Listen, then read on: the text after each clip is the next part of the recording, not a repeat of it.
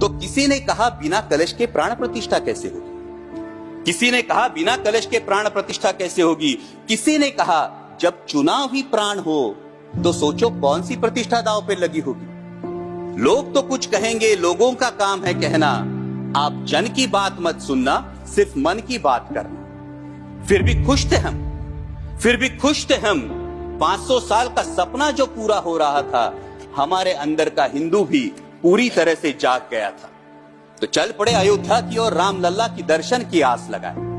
चल पड़े अयोध्या की ओर, राम लल्ला के दर्शन की आस लगाए। जो सामने नजारा देखा वो देखकर दंग रह गए। वो 3 मंजिले, 400 खंबे, 32 सीढ़ियां, जय श्री राम का नारा लगाते हुए हम सीढ़ियां चढ़ने लगे।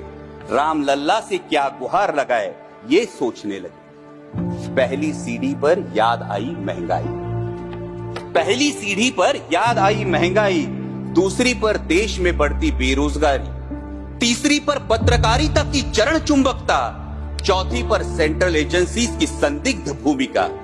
हर सीढ़ी पर कुछ न कुछ याद आ रहा था, हर सीढ़ी पर कुछ न कुछ याद आ रहा था।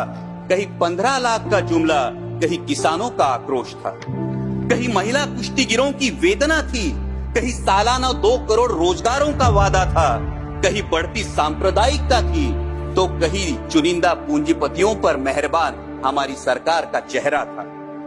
इस वास्तविकता ने झंझोड़ने के बाद, इस वास्तविकता ने झंझोड़ने के बाद भी हम अंधभक्तों की तरह चलते गए।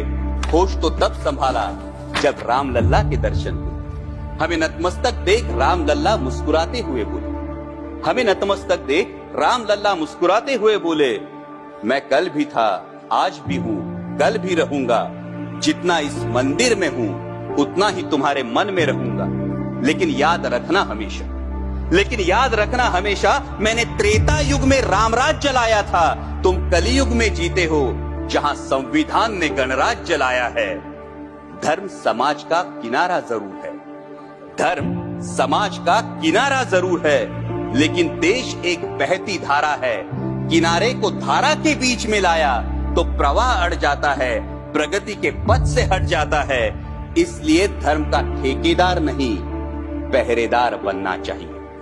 इसलिए धर्म का ठेकेदार नहीं, पहरेदार बनना चाहिए।